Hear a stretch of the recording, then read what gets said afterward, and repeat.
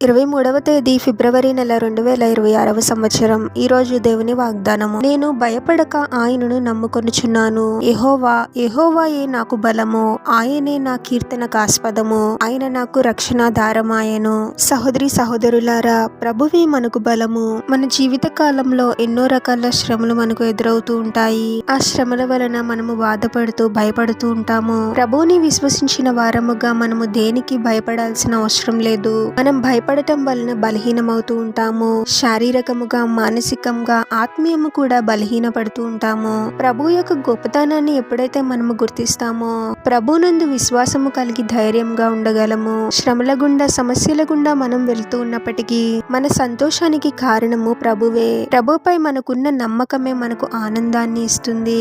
అన్ని కీడులలో నుండి రక్షించు దేవుడు మన ప్రభువు.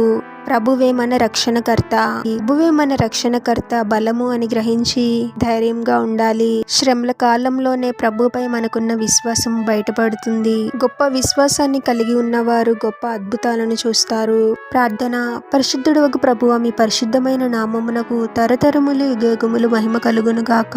మరొక నూతన దినంలోనికి మమ్మల్ని క్షేమంగా ప్రవేశింపచేసిన దేవా, మీకే స్తోత్రం తండ్రి. మాకు కలిగే ఈ శ్రమల వలన, పోరాటముల వలన భయపడి కృంగిపోయేవారు కాకుండా మిమ్మల్ని సంపూర్ణముగా విశ్వసించి మిమ్మల్ని బట్టి మేము ధైర్యంగా ఉండేవారముగా మమ్మల్ని దీవించండి ప్రభువా. మమ్మల్ని బలహీనపరిచే ప్రతి సమస్య నుండి యేసు నామంలో మాకు విడుదలను అనుగ్రహించండి తండ్రి. మీరే మా బలము అని గ్రహించే వారముగా మేము ఉండాలి ప్రభువా. మీలోనే మాకు రక్షణ, నెమ్మది అని గ్రహించి దేనికి భయపడే వారముగా కాకుండా మీలో బలముగా స్థిరంగా ఉండే వారముగా మమ్మల్ని దీవించమని ఈ ప్రార్థనలో ఏకీభవిస్తున్న ప్రతి ఒక్కరిని పేరు పేరున దీవించి ఆశీర్వదించి అభిషేకించమని, వారు చేసే ప్రతి పనిలో మీరే వారికి తోడుగా ఉండి వారిని అన్ని కీడుల నుండి, అపాయముల నుండి మీరే వారిని రక్షించమని ఈ మా మనవులన్నీ యేసుక్రీస్తు వారి పరిశుద్ధ నామంలో అడిగి వేడుకొనుచున్నాము తండ్రి. ఆమేన్.